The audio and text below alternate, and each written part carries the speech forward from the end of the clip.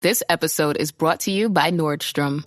Summer's almost out and fall's calling. Luckily, Nordstrom has everything you need for the season ahead, all under $100. Discover new arrivals from your favorite brands like Mango, Princess Polly, Wave, Free People, BDG, and more. Whether you're planning a last-minute getaway, heading back to class, or refreshing your office looks, you'll find the latest trends and beauty must-haves without breaking your budget. It's easy, too, with free shipping, free returns, and in-store order pickup. Shop today, in stores, and at Nordstrom.com.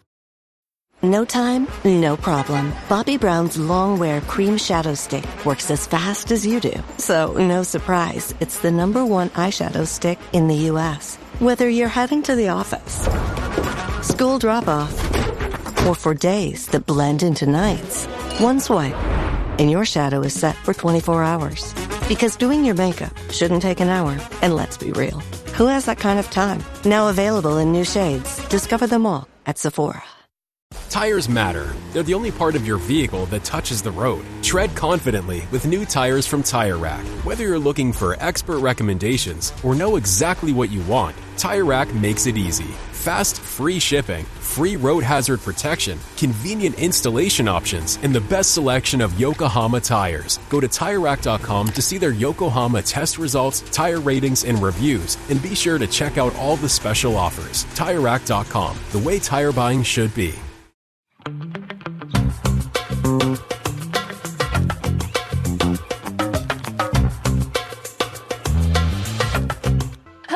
Welcome back to Don't Blame Me. Today, we have a very special guest. It's Claudia Sulewski. Hello, everyone. I'm so excited to be here today. Ooh, you have a sexy podcast voice.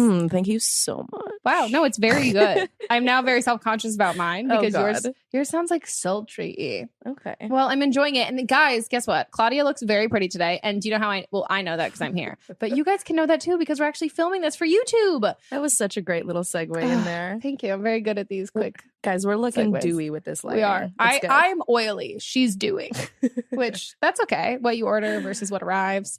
Yeah, I'm excited. Claudia's here. We're going to answer or give you guys some advice. If you've never tuned in before, welcome. This is Don't Blame Me. It's an advice podcast where you guys leave voicemails and tell us things that are happening in your life that you need some assistance or some advice on. So if you guys want to call in, the number is 310-694-0976. One more time. 310-694-0976. Jack, I had it the first time. Incredible. Yeah, incredible. You made me look so that I see the fucking number.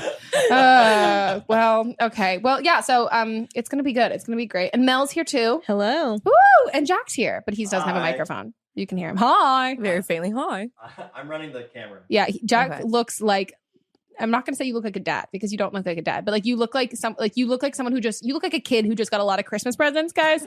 We have there's a tripod, a camera with a mic and a monitor on another tripod and these two lights. Yeah, this is super official. It is. It's good. It's quite official. Yeah. So I guess we should just get started and do this. Are you ready? I'm so ready. I'm so ready for you to. I'm excited because you read a lot of self-help. You read self-help books. I do. But that kind of ties in with motivation and self-discovery, that sort of you stuff. Take Soul Cycle. You know how to do this Soul shit. Cycle. But I'm excited to hear the questions because you guys can ask about any aspect of any of life. It's intense. Yeah. Also, we should do a Soul Cycle class next week. I'm super down. Sick. Okay. Let's go to the first call. Hi, Megan. So I'm 16 and I have a problem that's been going on for a while, and I think it's kind of reached the point where I need to ask for help. So I go to a boarding school, and about a month ago, I realized my roommate's been using my stuff, like my towel, shampoo, conditioner, soap, and even my razor, but I know she has her own stuff because I've seen it. When I confronted her about this, she kind of laughed and blew it off and then jokingly said, "Oh, next time you'll see me using your toothbrush." And since then, she kind of treated it like a joke. For example, last week I walked into the room and she was on my bed, and then she just laughed and said, "Oh, you caught me." She's also now used my toothbrush, and I have no idea what to do. I'm afraid of talking to her again and that it won't do anything. What do you think I should do? Thanks. That is a very particular issue that I've personally never gone through. Really? No. I don't Oh my think God. so. Well, I had roommates who used to steal shit from me. Okay. And like they would like go in and borrow my clothes and like remember when Michael Kors watches were like a thing on YouTube? They would like go in and like put also like you borrow a watch. Like that's like just for one day you need to fucking know the time.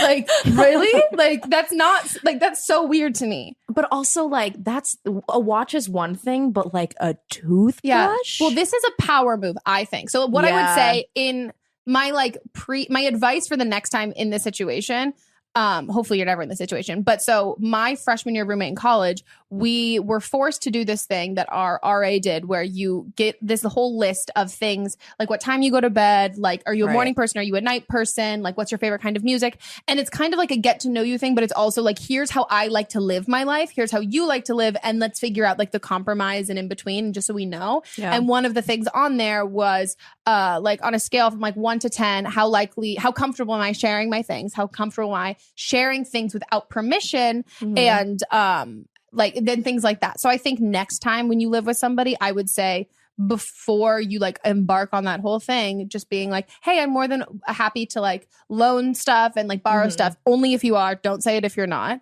because then you're just going to resent them anyway. And so then they know to ask beforehand. But this seems like a power move. I would just say, this is expensive, but maybe like just buy a second toothbrush and hide it. Like buy things and just hide that shit and then Venmo charge her and be like, you owe me $75 for all the shit I had to buy at Target because you used my shit. I know, because it sounds like you've already tried the whole communication thing and talking about it, and clearly she's just like laughing it off and not taking it seriously. It's immature. Yeah. Yeah, maybe you pull pranks too. Like maybe put shaving cream on your bedspread and then be like, yeah, bitch, you want to fucking lie in my bed now? See, then but then you also like have to deal with that. But later. I feel like there's you know what I mean? It's true. I'm just thinking of the revenge. I'm trying to think. Because you don't want to do anything too malicious that just makes it like, you don't want to like fight fire against fire. And also be then it'll turn into like a war. Yeah. I mean, I feel like maybe try to approach it in a different way, in a more like, listen, this is not like a joke for me. This really actually bothers me. Like maybe trying to take it a little seriously. And then, if you do need to buy like a separate stuff and have like a little caddy, of like your things. And lock it. And then there's hide a safe in college. There's always a little safe. Get it. Yeah. Lock it. Get a safe. Yeah. Get a safe. And get an alarm system for just your side of the room. And so like if she, like the lasers, like when you like in those movies where you have to like duck under them and like do the limbo, get lasers. And then, so like anytime she tries to cross into your half, you get a whole alarm system. I started watching Veronica Mars the other day and like, this is why I'm doing this. Or this, all right, get a Nest camera. Okay. Oh, are you sponsored? Hook that up. My dad got it for Christmas for me. Yeah. And hooks up with an app. You can see exactly when she's snooping. Ooh. Honestly, if you got smart. the cha-ching, like just get a Nest camera. We'll start a GoFundMe for you. Everybody chip in money so this girl can stalk her roommate. I would give it another conversation that's a little more stern. Yeah. I wonder if she's doing it to get a reaction though, because some people just like love that kind of attention 100%. with like, like sparking up emotion people and getting them like a little pissed. Yeah. Are you guys friends? That's so, what like, I would wonder. I don't know. Maybe approach it in a way where you kind of also joke back and be like, oh hey, klepto. It's like, you know what I mean? Like kind of show it does. You don't really care, because maybe she'll kind of drop it. Oh, that is actually, I like that. Right? I think that's smart. And like, and playing the same way that she's kind like of doing if you find her on your bed, go on her bed. Be like, okay. Ooh. I do want to point out too that this happened. There was a story in the news. Was this the girl, the racist one with the girl in the tooth? Yeah. Oh, and fuck so that if girl? you're putting bodily fluids on something, so if she's using her toothbrush, that's against the law. Oh, and so you can actually go to jail for that. Fuck yeah. Send this bitch to jail. This just took a turn. Wait, did you see that article? That was the most It was disgusting. She was rubbing like her tampons her on the used girl's tampon. backpack. She was like sticking this toothbrush in her ass, being like, because she was racist and wanted her roommate to like move out. Yeah. That is disgusting. And then she posted about it on Facebook after being like, finally after like shitting on her toothbrush and like sticking used, and she like put like something in yogurt too, and like the food that she was eating, she was essentially poisoning her. And was like proud of it. Oh man. Yeah. Oh, that's like a whole nother thing. Yeah. And so the caller, she didn't mention that she had talked to like the RA or anything. You could do that. So she should talk to her RA. Yeah. Oh my gosh. using a toothbrush. Okay, well, there's the real crime. advice. I love that. No, we're like, be cool. Be cool. Fight back. No, get call a camera. the police. Call the police. I love when that can be the advice for these Report. questions. Where I'm like, yo, you can call the police on this one. Wow, that's amazing. I would Okay. talk to an RA. Yeah, honestly. I would too. Unless you're, and like if your RA seems like he's not going to do shit about it, talk to him. And then right after that, go talk to like someone else at the school. So you can already say like, I already put word in with my RA. I've already tried to talk to my roommate. So by the time you talk to someone who's at a higher up level, it's like, no, she knows that I'm upset about this. Then she loses that power if you does. bring in some higher power. Hell yeah. Well, I would, just in the meantime though, buy a new toothbrush. No, yeah, And hide it. Hide And just fucking that hide shit. it. You don't know where that toothbrush is going.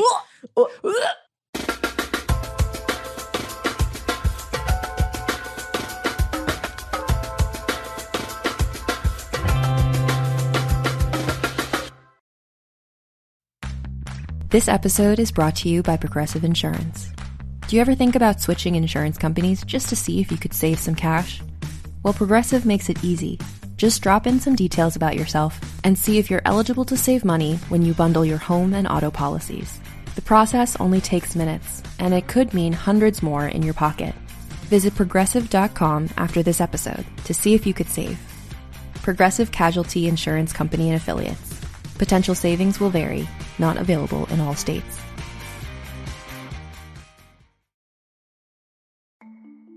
It can be overwhelming to manage a business, especially when you're first starting out. Your to-do list just keeps growing every day with new tasks, and that list can easily begin to overrun your life. Finding the right tool not only helps you out, but can simplify problems you haven't even encountered yet. And for millions of businesses, that tool is Shopify. Shopify is the commerce platform behind millions of businesses around the world, and 10% of all e-commerce in the US, from household names like Mattel and Gymshark to brands just getting started. With hundreds of ready-to-use templates, Shopify can help you easily build a beautiful online store to match your brand style. And best yet, Shopify is your commerce expert with world-class expertise in everything from managing inventory to international shipping to processing returns and beyond. If you're ready to sell, you're ready for Shopify. Turn your big business idea into with Shopify on your side. Sign up for your $1 per month trial and start selling today at shopify.com/realm. Go to shopify.com/realm. Shopify.com/realm.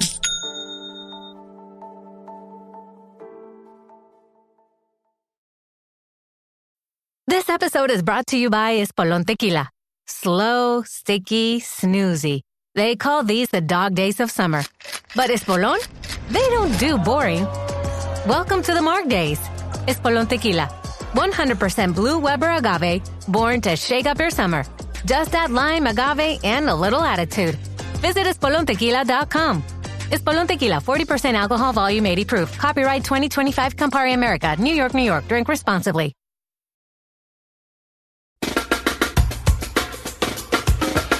Okay, on to the next one. Hi, Megan. I'm calling in because I am married to somebody that I thought was a wonderful man. I still think is a wonderful man. However, this last election season has really put a rift in our marriage. He is a Republican and I was always a centrist, but lately I've been kind of leaning further and further left. I'm somewhere close to the ocean now. I'm so far left. And it's really put a strain on our marriage to the point where we're struggling to figure out how we plan to raise children together with such different views. In this last election, I was a big Bernie supporter and then later a Hillary supporter. And he supported Donald Trump. And that was really hard for me to deal with. It was also very hard for him that I was supporting Hillary. And so now, where do we go from here, I guess is my question. I love this man very much. Obviously, we're married, but what do I do? Do I just let it be, or do I keep fighting for our marriage in hopes that we can find some middle ground? That's a hefty one. Yeah, Jack can't hear it, but funny enough, you can't hear it, can you? We were just talking about this. her husband is a Trump supporter and she's not. She's like was Bernie and then Hillary. Yeah, and they love each other. And Jack and I, we were literally just talking about how now we're both at this. Well, I'm gonna wrap both of us out. Who cares? We talk about this on Twitter about how like I'm at this point where if I now find out that someone is currently in supported Trump, that I'm like, no, automatically you are a racist, or you can look past someone who is racist and therefore that still makes you racist. Yeah. Fuck, this is fucking hard. That's really hard because you guys are married. Like you're already in deep too. The first thing, as soon as you said that, the first thing I thought of was like, I don't know how you have kids. Well, I wonder if this kind of came up before the marriage. If it was something that it was. Well, she was saying that she didn't used to be so far left, right. But it's been in light of everything, which I think is true for a lot of people. Like I think there's a lot of people who identified either as like fiscally Republican or just Republican in general, because the fucking definition has completely changed. Yeah. And like just like the party in general. I totally hear you and what you're saying with not wanting to raise kids with that. Yeah. And I agree with you. I think like if it was me, I don't know if you can look past this and you can move on.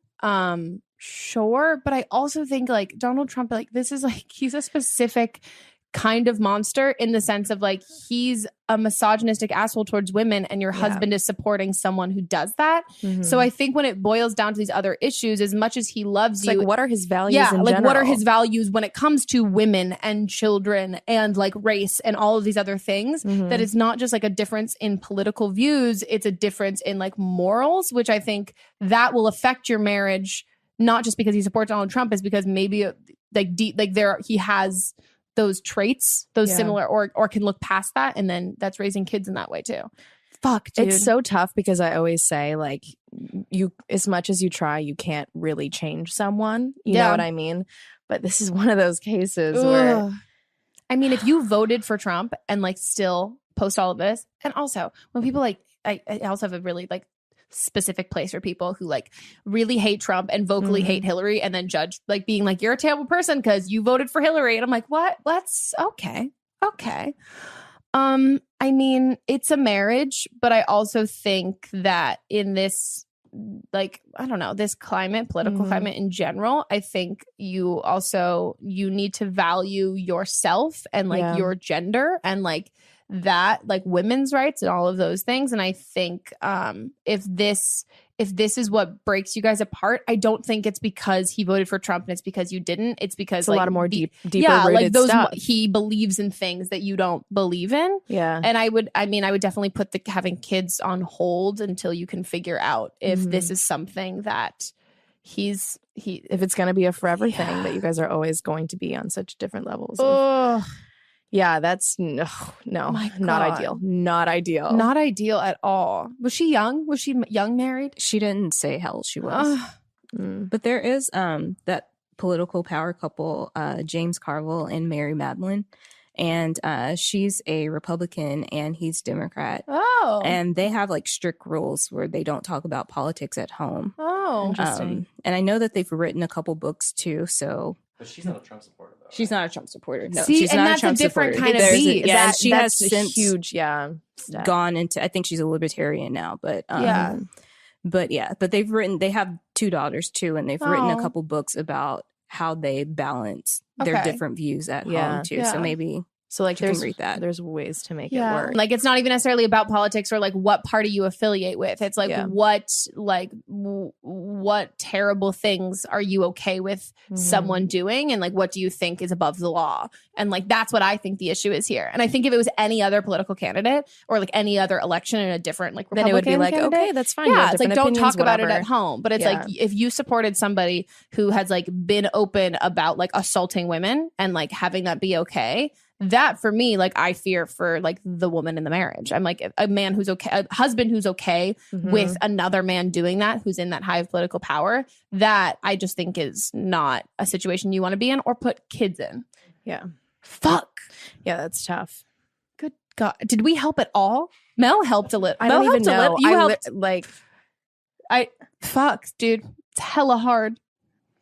I think my final advice would be put a hold on the kid situation. Yeah. Go to therapy. That's what I was going to say is honestly go to therapy and talk about this. And then see from there if it's something that you guys can move past. Because we don't know what's being said in these conversations. Like I'm hoping you guys are talking about this a lot and, you know, kind of breaking down the differences. But yeah, maybe like bringing someone else into the equation, like a therapist.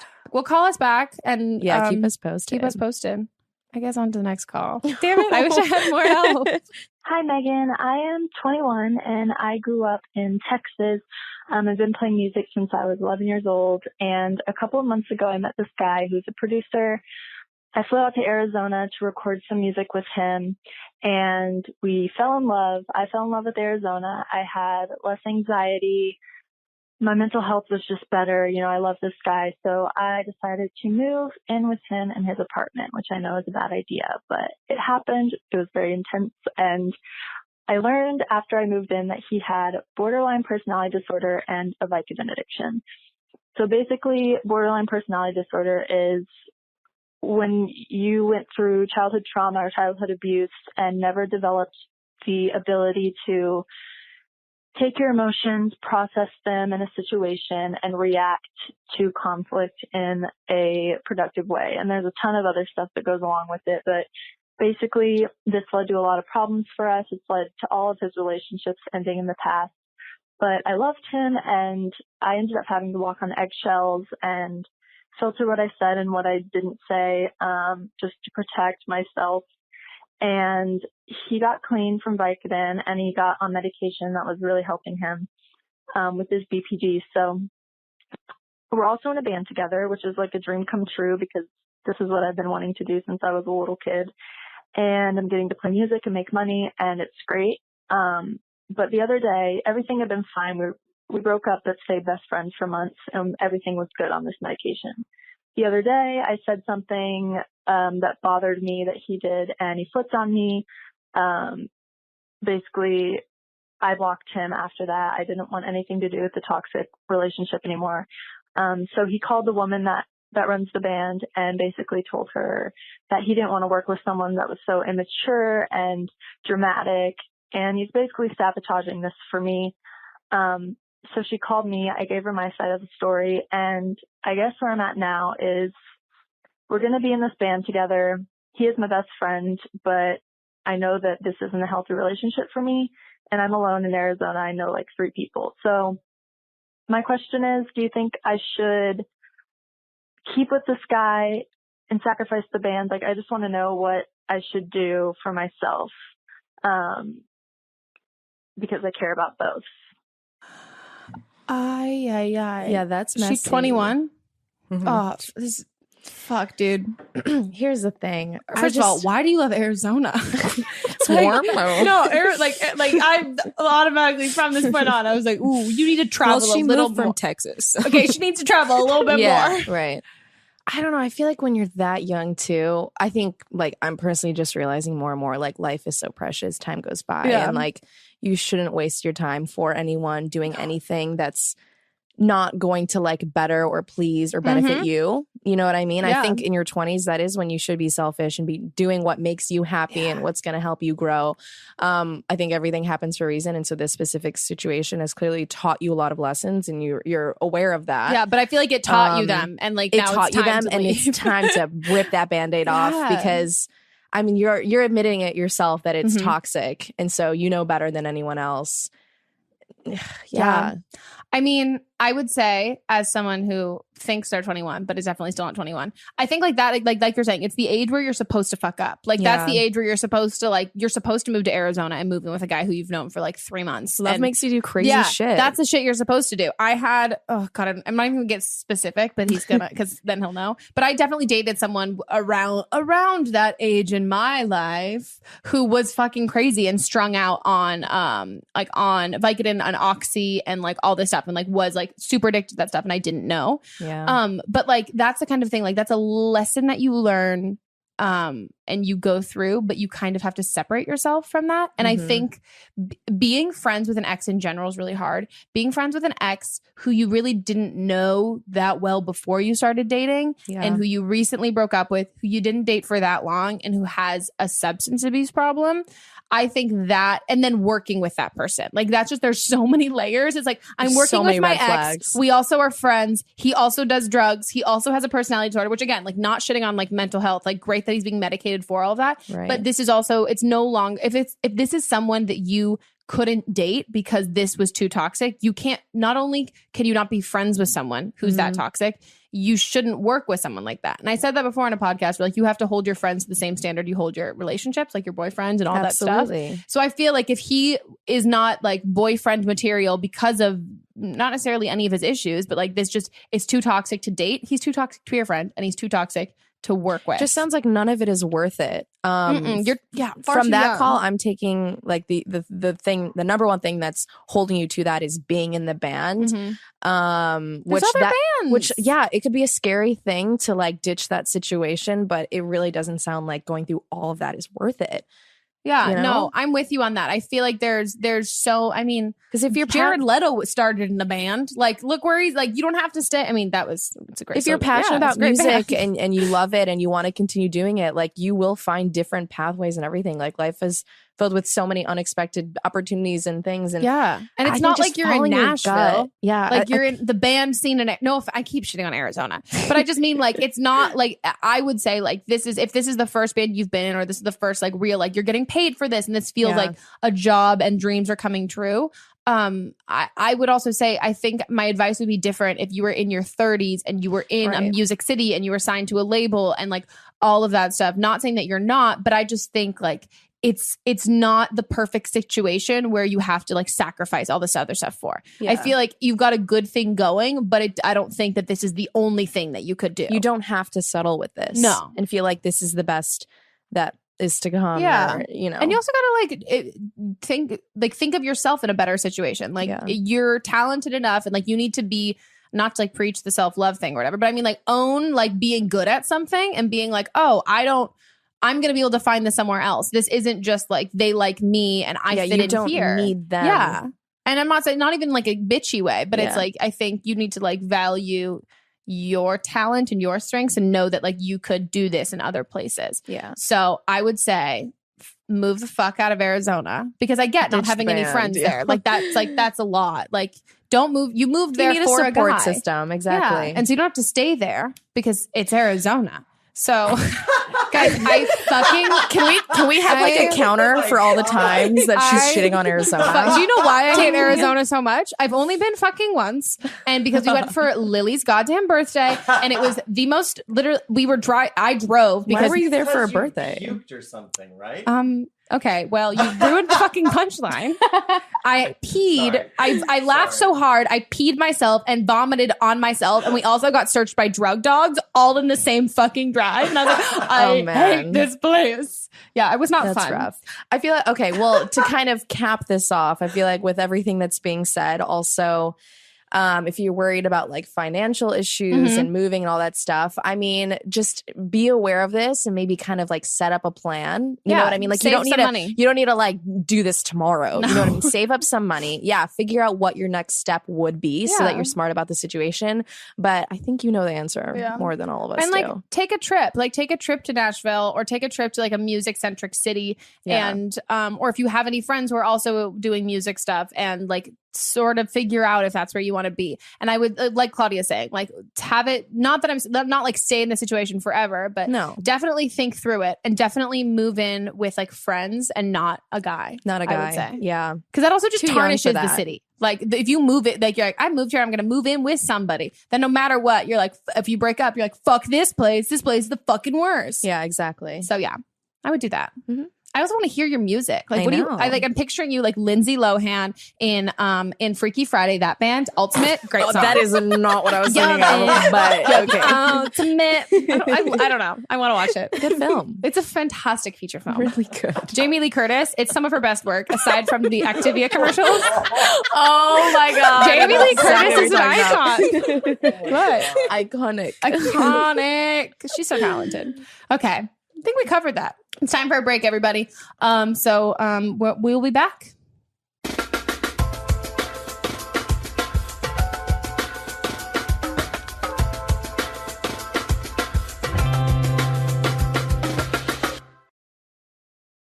She's made up her mind to live pretty smart. Learn to budget responsibly right from the start.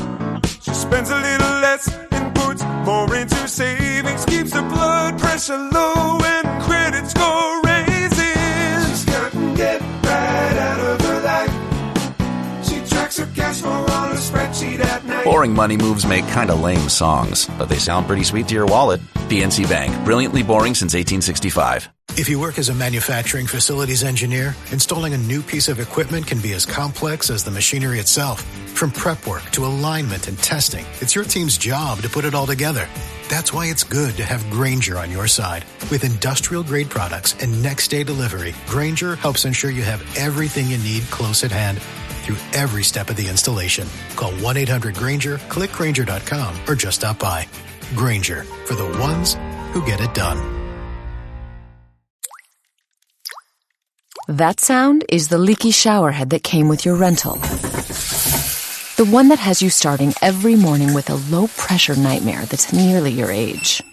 Stop settling for someone else's shower. Consider this your wake-up call to swap it for the relaxing feel of a Moen shower head and see how one easy change changes everything. Water designs our life. Who designs for water? Moen. Okay, guys, we are back and we are on to the next call. You can call me Tris. I'm 21. I just got out of a relationship with a guy that was planning to introduce me to bondage. Well, I didn't have a problem with that. In fact, I was all for it. Well, some stuff happened and we ended up ending our relationship, and one of my exes wanted to try and be with me. Well, we have different sex views now because I'm into more experimenting, and he basically said that bondage is a way to ruin a relationship because he views that he's seen other people's, couples that do bondage and stuff like that. Why have you seen that? And yeah, what? He says that their marriage or relationships just end because of it. And I feel like that has nothing to do with a relationship ending. But I would like to know what you think, honestly. I feel like it's fine to do things like that in a relationship if, you're comfortable with it. But clearly he's not, so I feel like that's going to be a barrier in our relationship. So she's 21, definitely from the South. Cutest fucking accent I've ever heard. Tris, we love you, Tris. Love it. Tris and her ex-boyfriend got into bondage. Did they actually try it out? It seemed like they were just discussing it. It seemed like, that seemed like they broke up before they were actually, but then she was into it and down for it, but they broke up for different reasons. Mm. Then they broke up, and for some reason, here's the part I wish I had more info. Your ex flew into town to win you over. What is that like? First of all, that's a movie. How does that feel? Yeah, how does that feel? Do you feel great all the time? Yeah. Obviously, you have problems. But so are they in now a relationship, or are they still just kind of testing the waters? She didn't say. Okay. And he's not into bondage and thinks he's seen couples who've done bondage and they've broken up. And it doesn't work out because of for them. Which... And then now you think it's fine, but you're wondering our opinions on it. First of all, this sounds like a sexually repressed kid. Your ex, sexually repressed. Yeah. And also what, I'm always quite wary of people who are very anti something that they've never tried. Yeah. It's and why are you anti what other people are into. I'm if it doesn't affect you, why are you are you afraid of that? Is that something that you feel a deep, dark, you feel a desire, you feel like you'd be into it, but you feel ashamed of that? Mm-hmm. Well, I feel like when it comes down to sex, the point of it is to make each other feel good. Yeah. You know what I mean? And embrace whatever the other person is into. And so, I feel like if I were you, I would maybe kind of start off with some, not like the immediate stuff, like leave the whips in the closet. I don't know what you're into, but like, you know, like start with like smaller stuff and kind of like, do you know what I mean? I do. Gradual. I just think as a discussion, if he's like hard pass, no. Right. Then I think, I wonder though, because if you were into the idea of that with your ex, but this isn't something that you had established that was like something you need in a relationship before, I like, if this is something that you feel like you need, and this is like that you can't really be in a relationship unless this is able to like meet that, which again, totally nothing wrong with. Everybody has like certain things that's great. You know what you like. You know that's what you're good. into. Yeah. I also would just say, like, I wouldn't jump into a new relationship automatically. I would say, like, it sounds like you've had a lot of sexual discoveries, which are the best kind of discoveries. Like, fuck the countries, discover all the sex stuff. But like, also Chris Columbus, problematic. But I mean, I think like I would say I don't necessarily think it's something you need to jump into a new relationship, and especially if it's with an ex, coming from someone who is quite guilty at just being like, if I just go back to my ex-boyfriends, I'm not increasing my number. Which it's tricky with exes because you already established habits and traditions, whatever they may be, and so he's going to associate harder. Bondage with this new guy that you dated after me. Yeah. So I don't know if that's a little bit of it, but I would say if this is something that you're into, no shame in that. I don't think relationships end for a multitude of reasons. I don't think if you like tie each other up, like it's like, well, now we're fucking doomed. So I don't agree with him on that. But I would say if this is something you feel like you need in a relationship, then honor that. But maybe and then talk to him about it. But don't just like tie him up without his consent. Like, I think if he's worth staying with and working this out, then I would say the whole gradual thing and kind of start small, you know. But then like, why'd you break up? So true. Right? Like, why are you going back to him? It's so rare that I think that going back to an ex works. Yeah. Because you broke up for a reason. And like, if you're going back with him, he better check all of those boxes. 100%. He should be a fuck buddy, like a fun fuck buddy. But if he's not gonna be a fun fuck buddy, why'd you like? Yeah, I wouldn't. So Jack made a really great point. There's an actual term for this called kink shaming, which it sounds like what he's doing, and exactly what Jack was saying. These on mics you guys couldn't hear. It's a red flag. It's something that's making you feel bad for something that you're into, and making you feel like it's like dirty or gross or not okay.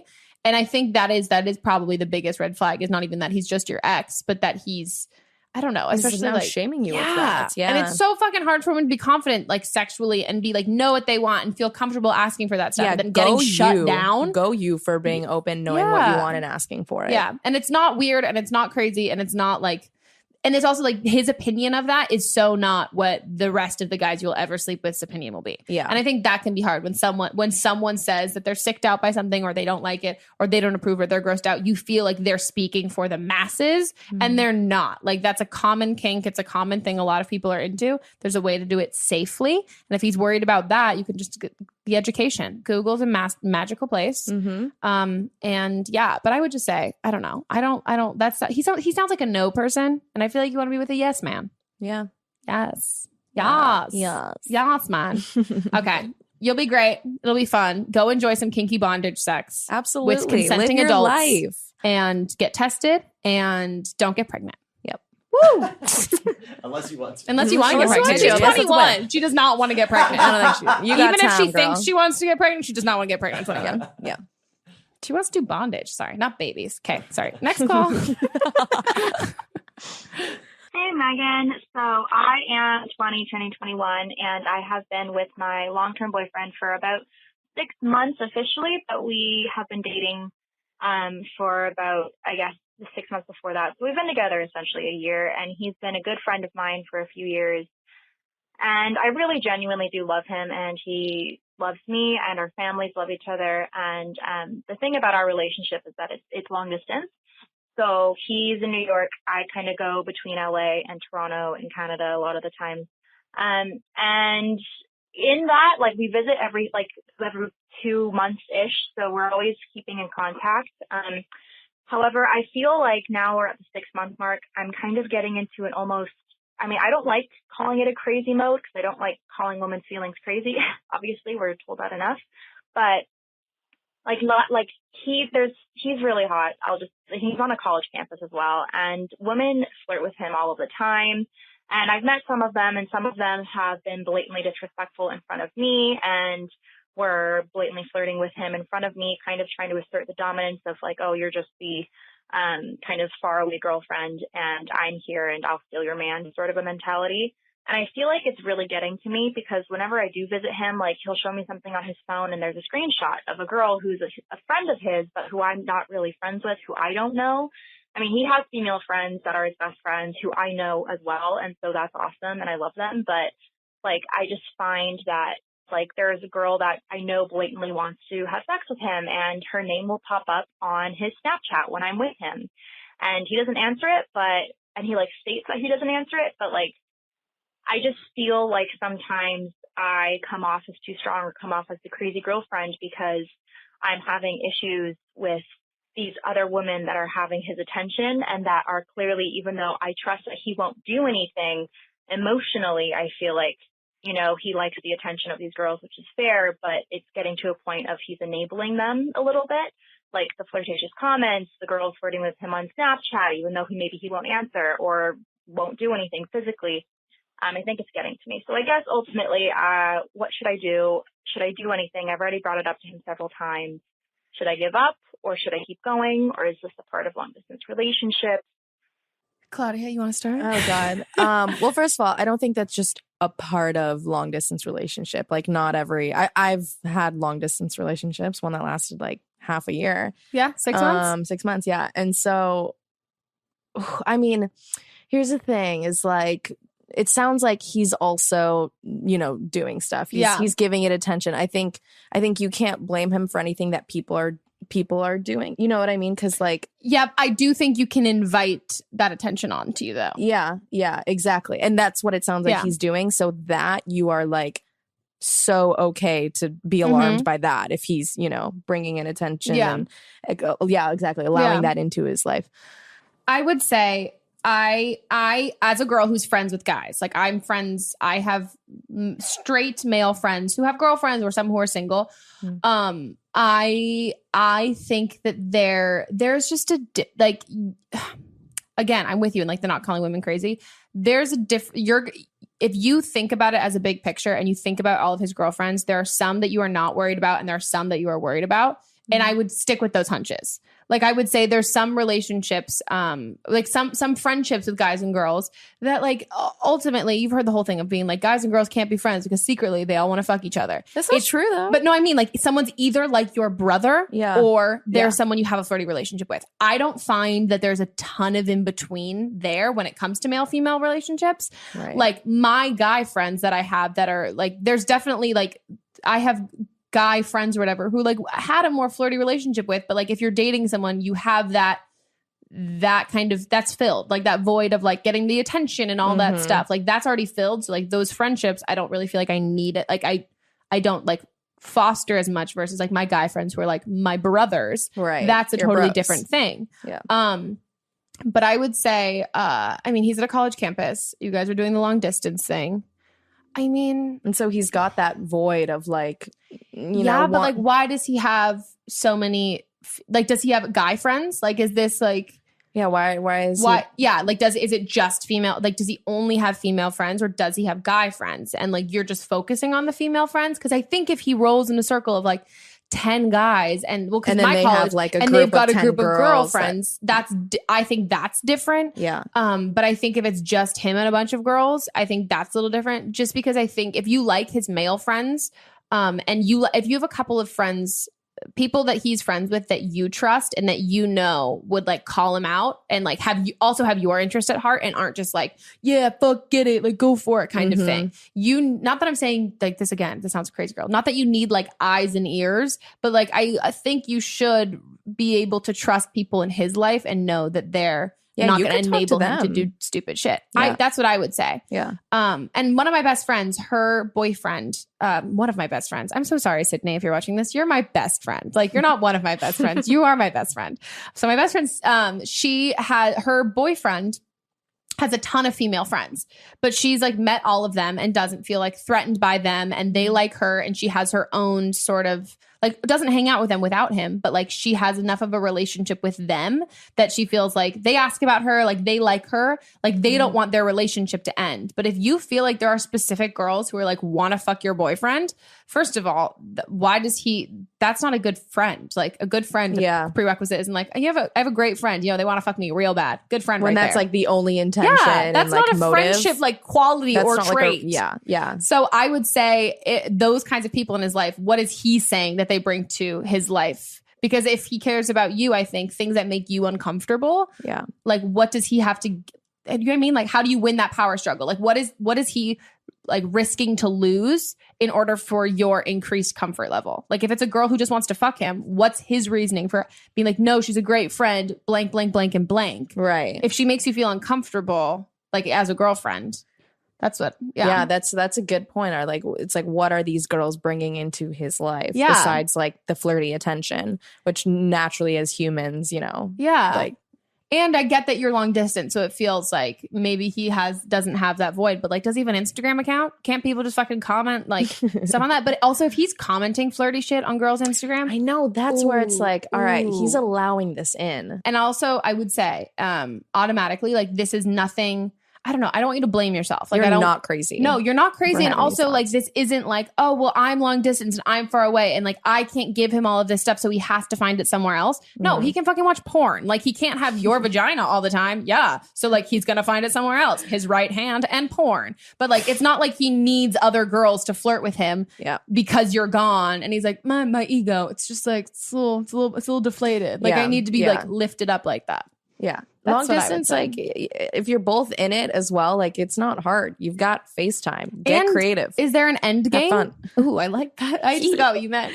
But like, is there an end game to it? Because that's also it. Like if he's on a college, he sounds like he's a college student. I mean, if he's on a college campus, otherwise that's another red flag. If he's just hanging out on college campuses, he could be a teacher. Ew, even worse. Then he's just hanging out with girls on college campuses as a teacher.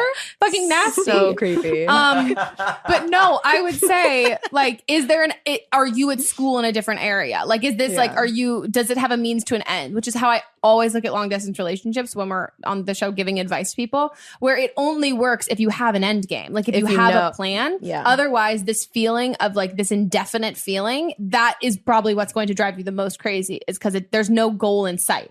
And I wouldn't say, I think the short-term goals are obviously like, oh, we see each other every 2 months. We do all that stuff. But like big picture, like what's the final What's the final plan? Yeah, is he going to move closer to you? You're going to move closer to him? Do you guys have somewhere that you're going to meet? And are you good if you move close to him and then you're like suddenly like in the friend group of like all of these girls and all of that stuff? Yeah. Yeah. Ugh. God, dude, fucking feel bad for you. It's tough. Well, I feel like just comparing to my personal relationship, I feel like at that point, like we were comfortable enough to like talk about that stuff. And that's why it kind of like ended too. Cause it was like, oh, he's never gonna move here. I'm not gonna move there. Blah, blah. You know? So like, I don't think it's crazy to have those conversations either. Yeah. 6 months in, like you should know the person pretty well and be pretty close and open. Yeah. Also, dude, LA, Toronto, New York, none of these places are close to each other. That's like, she goes between LA and Toronto. And then also you hear how I'm pronouncing it, very Canadian. Toronto, not like Toronto. I know. And then LA, like, or no, he's in LA. He's in New York. He's in New York. She goes between LA and Toronto. That's like not. I mean, those are long ways. Yeah, those are long flights. That's a really long flight and expensive. The dick better be whipped. Better be whipped. Better be great dick. Great dick. That's good. And we know what our tagline for this episode is. There you go. Okay. Well, fuck, dude.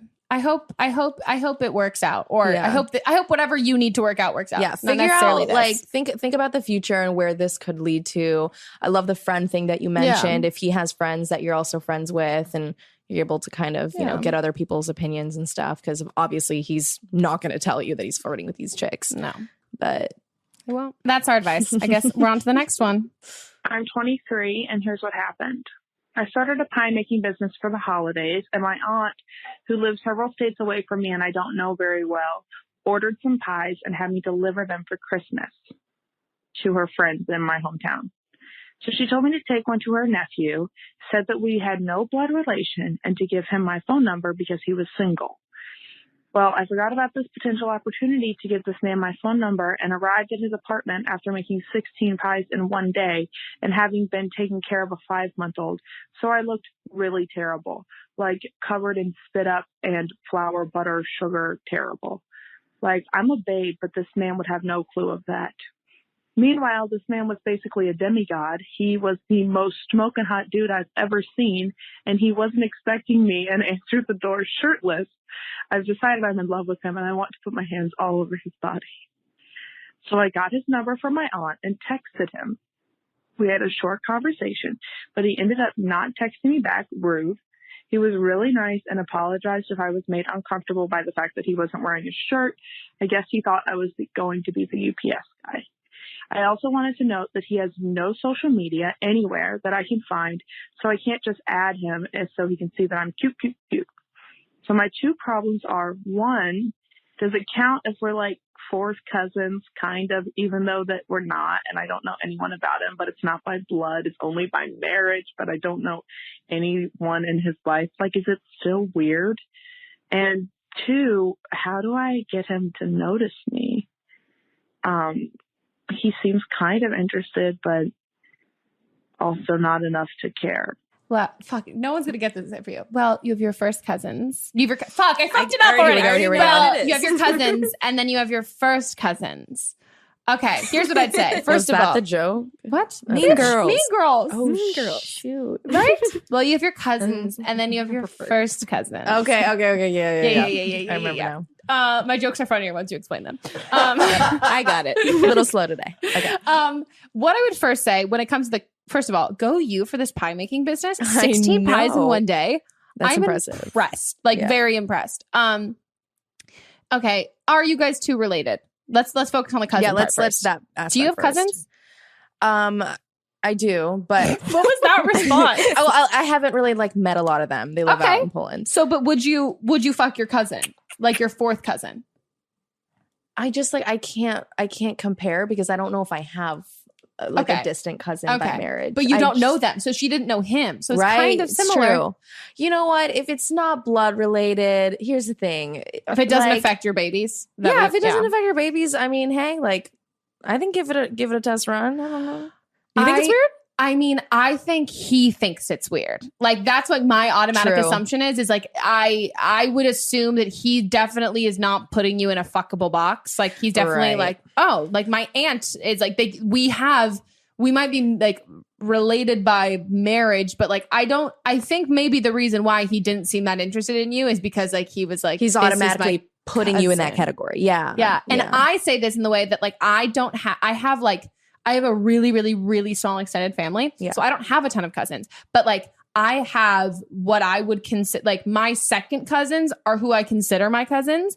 And then I think about their kids and their kids, which would then make them am I doing this right? I don't know, man. I don't know. And you could be a really distant aunt or but something. No, what I'm thinking of when I think of my cousins or twice removed, how does that whatever. But all I'm saying is I have most of my extended family. They're not even my first cousins or all that stuff of people, but I consider them cousins. Mm-hmm. And I don't think it necessarily even means blood related, that you would be this is when it gets gross. I just think that I would assume that he's assuming that you're fucking related. Because that's not super left field for him to think that. No. If your connect is your same aunt. And you also had to clarify to us here that he's you're also fourth cousin. That's 4 is not that big of a number. It's not I can't even explain. There's this one kid I went to high school with that we're distantly related. And the fact that I said this, and when I tell you how we're related, it's not real, but we used to joke that we're related. Through 9 levels of it's more it's way more. It's more 15 levels of Kevin Bacon or whatever. He was this is how you know it automatically we're not related because of the first connection. My dad's ex-girlfriends. There you go. Husband's sister's son. And him and I always used to be we're fucking related. We're related. We're related. So I think if it's enough that you can just trace it back, he's so-and-so, so-and-so, so-and-so, so-and-so. Mm-hmm. That's a little, if he would show up at a family reunion, I feel that's a little too close. That might be a little too close, sharing the same aunt. Yeah. Right? Yeah. I feel that is what I would say. Yeah. And then, I mean, here's a question. How do you feel about the phrase, how do I get him to notice me? Like if someone said that to you, like, how do you feel about hearing that? So, well, that's what's tough because he's off social media. Yeah. So that takes. But like, do you think that's a how do I get a guy to notice me? Like, do you think there's a negative connotation in that? Of like, do you want a guy to notice you right off the bat, or do you want to have to do things to get them to like notice work you? to? Yeah, I get what you're saying. How do you feel about that? I don't like that. Yeah. Do you like the chase or do you like to be chased? Oh, I think everyone likes to be appreciated and knowing and like liked right away. Yeah. I mean, I think the chase thing just gets really old really quick. Mm-hmm. In her defense, though, she did bake a shit ton of pies. Covered in, was it baby barf too or something? Yes, not in the pies. I mean, so he saw you at your lowest, you know? Yeah. I would say like maybe like somehow finesse like some sort of hangout where he sees you when you're looking like cute. And then see if he notices you. I don't think you need to run leaps and bounds and try to whatever. Like, I think just, be chill about it. And like, you know, maybe like figure out a way to see him at one more time when you're not covered in pie ingredients. Would you make an icebreaker of being like, we're not that related? The aunt had set them up. Couldn't the aunt just send him a picture of her? Did the aunt talk about like, hey, you're both related to me, but you're not that related? Yeah, I wonder how she set that up. Because I think you need to have an icebreaker. Because I think no matter what, it's like, okay, so it's like a guy talking to you who you only knew distantly as like your friend's ex-boyfriend or whatever. And so if you don't know, or like someone you knew, like someone that you always put in a box of being like, oh, you're dating this person, therefore you're on like, and you have to give me like context of being like, oh, do you know what I mean? If you're seeing someone that you see as like a relative or as like someone's boyfriend or someone that you met, like a guy that you met, but he had a relationship with another girl and you didn't know the girl. And so if he talks to you again, you're going to assume that he still is the girlfriend. So I think at that point, you kind of have to break that and like say, hey, by the way, we're not that related. Right. Did any of that make any? Did I tie together? Well, because it sounds like you guys haven't really like talked much. You know, you had like that brief texting conversation of him being like, "Sorry, I was shirtless." Yeah, I feel like he thinks he's texting his Yeah, cousin. it sounds like you don't know where he's at. He doesn't know where your head's at. Like, there's just a lot of like big question marks here. Yeah, I think like ripping off the Band-Aid and actually like making an effort to like say. Just like maybe send him like a GIF of like Cersei Lannister. You don't even have to have text. Like you can just that's how all you know. You need to do. Like that puts it down there. So like he knows what you're at. Like oh my God. You're just testing the water to see how he feels about really, really, really like not connected, distantly related incest. Right. So I think it's that one got Jack. That one there over there, yeah. Jack's dying. Yeah. I think that's the first hurdle you go through because I think any other thing is just gonna like it's too soon. This is all too like you like there's you need more answers. And everything else, any other flirting tactics are looking great or like looking really cute. None of it's gonna matter if he thinks you're like if he's still putting you in this relation like your related box. And also if he likes even if you explain that you're really not that related or you have your aunt do it or whatever, I think if he still feels a little weird about that, that's okay. And I would say feel okay about that. But wow, I find this so funny. I also like your love this aunt, situation. a little pervy, but I'm into it. I'm into the aunt. Yeah. Yeah. And also just think about it. Like if you got married, like you would just, everyone there would be related. That's my... Yeah, that gets a little weird. My... Do you know someone like this? Me. What? Well, not me personally, but my... Mel's dating her cousin. No, but my dad's brother is married to my mom's cousin. Whoa. So we're all like related. Okay. That's like twins who get with other twins. Yeah. Okay. Because I think like going back to like the family thing, like basically it's when it comes down to it, not blood related. It's not incestual. It's not weird. But when it comes down to like, well, what could this lead to socially? Exactly. Yeah. That's when it's a little funky. But I mean, it seems like you're far enough related that like you've never met before. Yeah. Like you're cool with it, clearly. Right? I mean, I don't know why I'm figure not out cool where with he's it. at. There's a lot. Yeah, who you're not at all related to. Yeah, there's a lot of fish in the sea. But I mean, I want to see what he looks like because I'm just imagining him like opening the door shirtless. Like I'm imagining wind blowing. And I'd be like, sorry, I thought you were UPS. And like you're just sitting. And I also bake, so I know what you look like. Like I really know what you looked like. And I just love that image. And then I also in my head, like you don't say anything. Like it's just like a romantic comedy. You're like, and he goes, oh, thanks so much. And you're and then the door shuts. Yeah, exactly. That's what I picture. Though I think you're way cooler than that. But like that's what in my head. If this is a Kate Hudson movie, this is what would happen. But yeah, I would say you need to address the cousin situation before you just try and get him to notice you. Cause then he'll be like, wow, my cousin, she really wants to be friends. Yeah. Not like my cousin, she wants to bone. Can you please text him like a Cersei Lannister gif and then send us a screenshot? I just want to know what he said, like his response to it.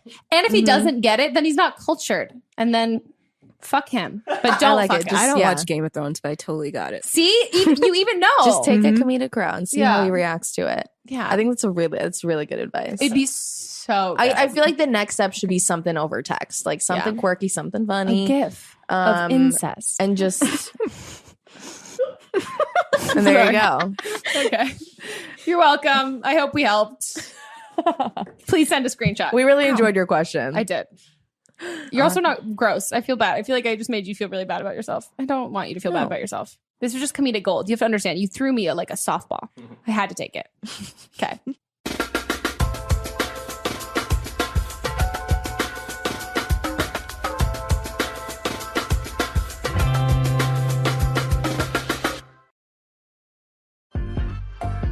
Hellmann's believes they can turn any mayo hater into a lover. So, if you know someone who thinks mayo equals bland, show their taste buds the truth and challenge them to try Hellmann's flavored mayo. With irresistible flavors like Hellmann's spicy mayo, garlic aioli, chipotle, and Italian herb, they'll be eating their words. Challenge haters to try Hellmann's flavored mayo and get them to eat their words. Learn more at hellmanns.com/eatyourwords. This episode is brought to you by Amazon Prime. From streaming to shopping, Prime helps you get more out of your passions. So whether you're a fan of true crime or prefer a nail-biting novel from time to time, with services like Prime Video, Amazon Music, and fast free delivery, Prime makes it easy to get more out of whatever you're into or getting into. Visit Amazon.com/Prime to learn more. This podcast is brought to you by Carvana. Buying a car shouldn't eat up your week. That's why Carvana made it convenient. Car buying that fits around your life, not the other way around. You can get pre-qualified for an auto loan in just a couple of minutes and browse thousands of quality car options, all within your terms, all online, all on your schedule. Turn car buying into a few clicks and not a full week's endeavor. Finance and buy your car at your convenience on Carvana. Financing subject to credit approval. Additional terms and conditions may apply. Should we go to the next one?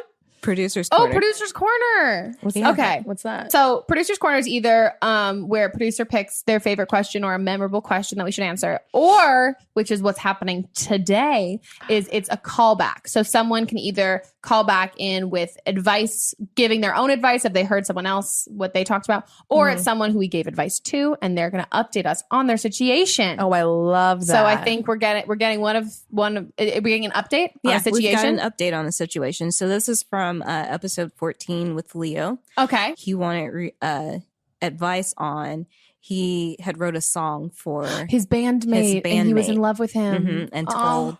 I think I listened to this episode, Did you? so I'm actually up to date. Shut the fuck up. You are the best guest we've had so far. Leo was like, you got a podcast? I'm like, fuck you. That's amazing.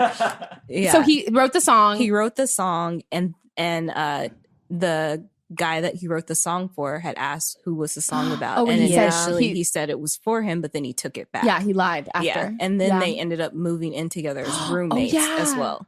So this is an update on that. Wow. I remember this. Have you ever had a guy you've liked before, but you weren't dating? You're like, we should live together. And you're like, is this you saying you don't like me? Yeah, is that like the biggest friend zone? I was like, that's the biggest friend zone ever. You want to be roommates? Fuck you. Okay. Hey, Megan. Following up with you in reference to my last call about my roommate that I was crushing on, the Dan. Well, as it turned out, I tried talking to him about it. He didn't bother to discuss it or wanted to. It just got worse and worse.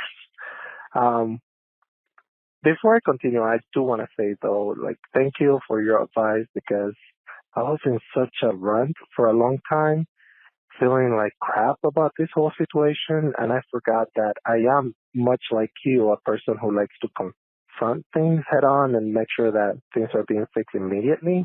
I don't know why it took so long for me to even talk to him about this. But long story short, once I attempted to, it was all through Messenger as well because he didn't even want to talk to me face to face. So I just kind of discussed the fact that we are not even like friendly anymore to each other. And he said he had no like bad feelings for me or anything like that. Well, there was several other things that were kind of bugging me about the whole situation, where I started feeling like I was being used when it came to money and just having a place. So I kind of brought that up as well, where I needed his assistance with those things. And it became an issue for him to realize that he wasn't helping out. And so I told him I will move out, which I'm now in the process of doing. And he apparently stopped talking not only to me, but everyone else.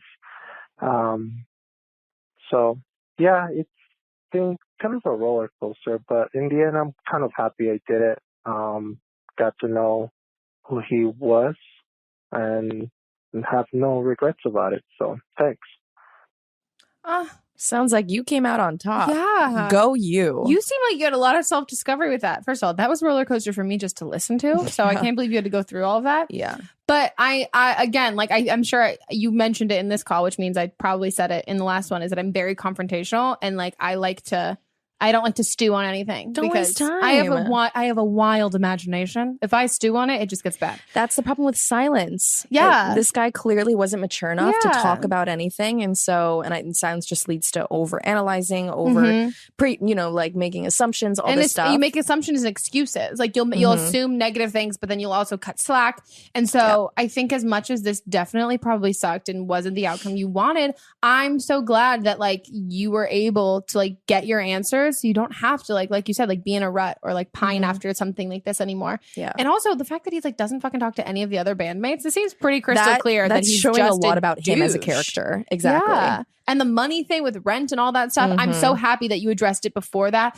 because you can get so blind when you have a crush on somebody. Jaded. That's what I was going to say. And like, what if like you were still in that phase of just having a crush and not doing anything about it and he starts using you for that stuff? I think like I'm glad that you were able to notice that too. Yeah. God. And go fucking you for moving out. Like take the power back. Yeah. All the balls are in your court. I mean, it sounds like you settled this one. Yeah. Yeah. Done and done. Yeah. You crushed it. I also was so fucking afraid when this call started that I ruined his life. Could you just tell that in his voice where it was just like, hey, Megan. At the beginning, you were like, oh no. I literally thought I fucked up your life. Yeah.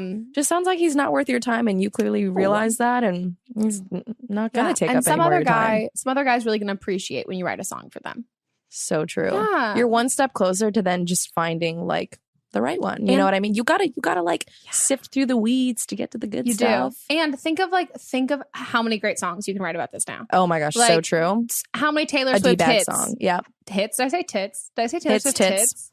Oh, I literally, you should, when you watch this video, guys, you need to see my eyes, but I just go, oh my God, did I just say tits? Think about how many of her hits are on heartbreak or breakups and stuff like that. Yeah. It's just inspiration, like and ammo. You've already your music. Exactly. You've already like learned a bunch of lessons, learned more about yourself, how you handle situations.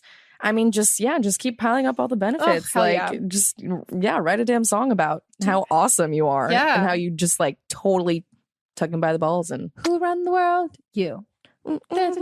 You. Can you get trademarked on a podcast? Shit.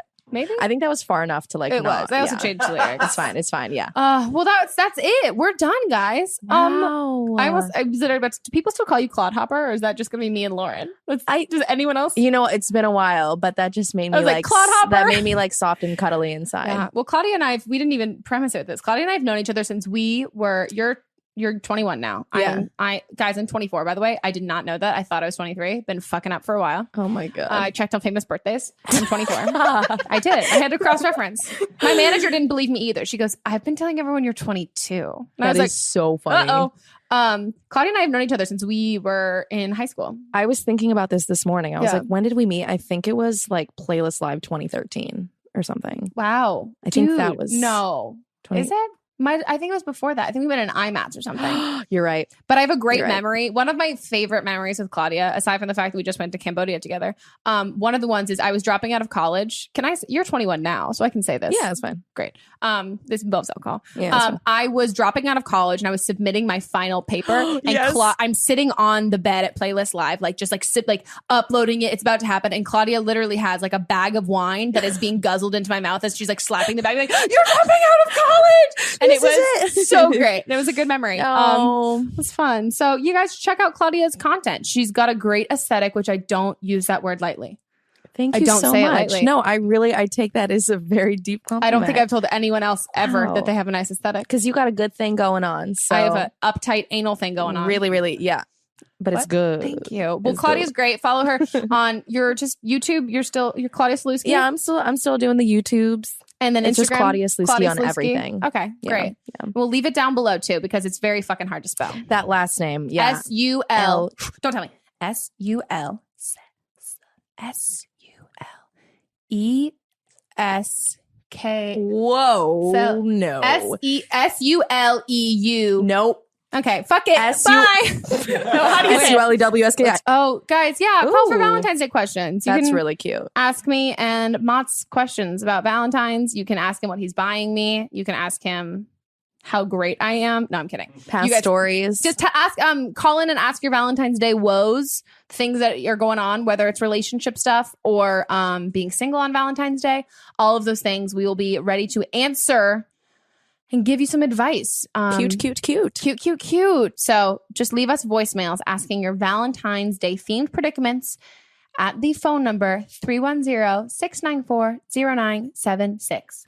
International callers, meghanpodcast@gmail.com. Record an audio file on your phone, a voice memo, and just send it on over through that email. And make sure it's still not like 35 minutes long. And if you have a British accent, you get bonus points. So if you enjoyed this video version of the podcast, which I will be really surprised if you didn't, because a lot of you have been commenting that you wanted more of these. Please give it a thumbs up so we can keep doing the video version, because I think you guys really like it. So you better show me how much you like it, because you asked for it so much. Give it some thumbs ups. And I would really love that, because then we'll keep doing these video formats. And if you don't, we're going to take it away from you. But as always, we are available as an audio podcast. So we're on the Apple Podcast app. We're on SoundCloud. And you can go to don'tblameme.show to figure out other ways to listen, on Tumblr, all those cool things. So, okay. So we will see you guys in 2 weeks. Incredible. Goodbye. Thanks for having me. Oh my God. Thanks for coming.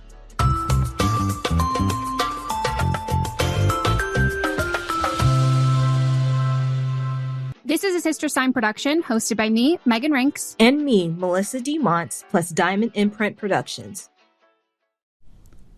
Look, we all know there are a lot of celebrity interview podcasts out there, but there's only one: Happy, Sad, Confused. I'm Josh Horowitz, and yeah, I'm the host of the show, so I'm a little biased, but truly Happy, Sad, Confused is the place for nerdy and intimate conversations with all your favorite actors and filmmakers. From Andrew Garfield and Scarlett Johansson to Christopher Nolan and Quentin Tarantino. For over 10 years and over 700 episodes, Happy, Sad, Confused has broken movie and TV news every single week. That's because I ask all the questions I want to know, and more importantly, you want to know. Casting what-ifs, backstage stories, acting pet peeves, and much more. So whether you're into superheroes, prestige TV, or just the coolest actors and directors alive, you're going to learn something in every episode. Listen to Happy, Sad, Confused on Apple Podcasts, Spotify, or wherever you get your podcasts. Does music really have the power to heal? How can you instantly be more persuasive? What would the world be like if there were no bugs? These are the kind of topics we explore in every episode of my podcast called Something You Should Know. My name is Mike Carruthers, and what we do on Something You Should Know is we find leading experts and curate topics that will impact your life, satisfy your curiosity, or simply fascinate you, maybe all of the above. Out of all the millions of podcasts in the universe, Something You Should Know is usually ranked in the top 200 of all podcasts on Apple. A lot of people like Something You Should Know, and I'm willing to bet you will too. We deliver 3 episodes a week and have a catalog of over 1,000 shows for you to listen to. Give a listen to Something You Should Know, wherever you get your podcasts. It's ticklish business any way you look at it. Come on, we'll stick together. Love movies? Love classic movies? So do we. Ticklish Business is the podcast where classic film is discussed in modern times. Hosted by me, film journalist Kristen Lopez, and my co-host, author Emily Edwards, we dive into the golden age of cinema with fun, heart, and serious expertise. As published film historians and lifelong classic movie buffs, we bring insider insights, deep research, and lively debates with a variety of special guests, ranging from celebrities like Holly Madison to TCM luminaries Dave Karger and Eddie Muller, and even family members of old Hollywood legends. Subscribe now to Ticklish Business on your favorite podcast app, and let's talk about old Hollywood today.